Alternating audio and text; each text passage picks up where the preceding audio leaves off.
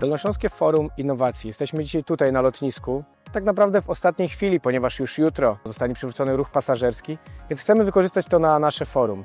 Dzisiaj rozmawiać będziemy o branży, o sektorze kosmicznym, ale również o branży obronności, ponieważ te dwa sektory bardzo ściśle ze sobą się wiążą, a żyjemy w czasach, gdzie nie uciekniemy od tego tematu. Mamy dzisiaj tutaj znakomitych gości. Jest z nami m.in. przedstawiciel MON-u, pan generał Marcin Górka. Jest z nami pan prezes Polsy, pan pułkownik Marcin Mazur. Jest m.in. przedstawiciel NASA, pan Artur Chmielewski, więc tak naprawdę bardzo znakomici eksperci. Jest tutaj bardzo dużo tematów, a Dolny Śląsk na pewno jest mocny, jeżeli chodzi o kosmos i o obronność. W Polsce mamy około 400 podmiotów, które działają w nowej gospodarce kosmicznej. Oczywiście jest to bardzo trudny rynek, dlatego że produkty kosmiczne bardzo długo się rozwijają, czyli ten rozwój projektu usługi trwa nawet czasem 10 lat.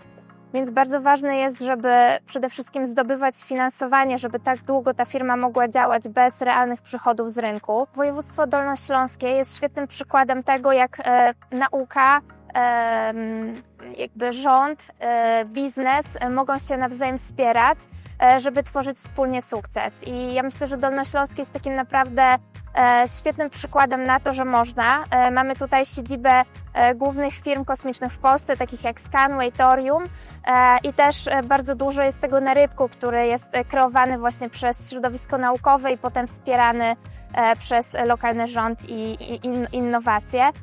Rozwój branży kosmicznej zależy od wielu czynników. Przede wszystkim trzeba mieć jakiś pomysł. Pomysł może być pomysłem naukowym, pomysłem technologicznym, pomysłem odważnym albo pomysłem bezpiecznym.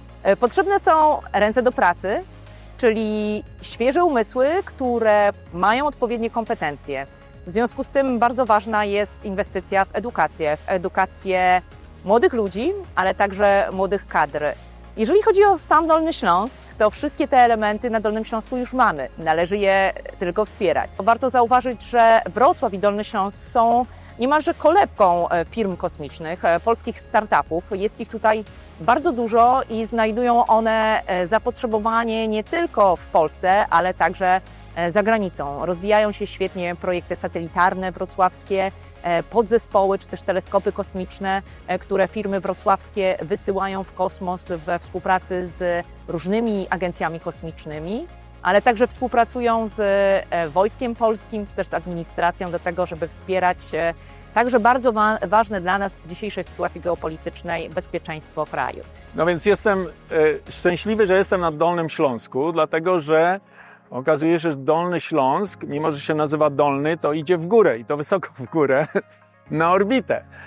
Parę dni temu wystrzelone były przecież polskie satelity przez SpaceX. Do tej pory myślało się o Polakach, no tak, bardzo mądrzy, świetna edukacja w Polsce, studenci bardzo dobrze przygotowani, ciężko pracują, ale trzeba mieć te sukcesy. No poleciał Sławosz, prawda? No to już jest sława międzynarodowa, już się zauważa Polak w kosmosie.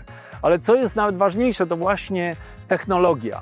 I żeby ta technologia dobrze działała. Produkty już są, ich jakość jest świetna i teraz już tylko trzeba zrobić ten marketing. Rozwój sektora kosmicznego w Polsce jest powiązany zdecydowanie z rozwojem, wstąpieniem Polski do Europejskiej Agencji Kosmicznej i z decyzją rządu polskiego o inwestycji w sektor kosmiczny w Polsce.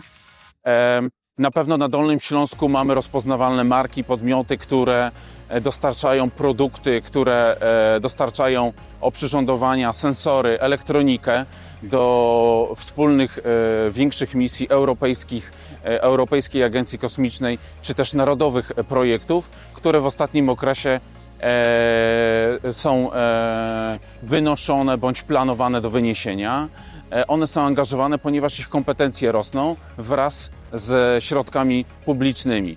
Jeśli mówimy o zaangażowaniu Polski w Europejską Agencję Kosmiczną i o składce, to trzeba zaznaczyć, że pan minister Domański zadeklarował chęć zwiększenia składki polskiej do ESA. Ta składka na projekty opcjonalne wzrosła do rekordowego z polskiej perspektywy poziomu 550 milionów euro w perspektywie 3 lat na finansowanie projektów, na nasze zaangażowanie i możliwość wykorzystania przez polskie podmioty tych środków w ramach zwrotu geograficznego.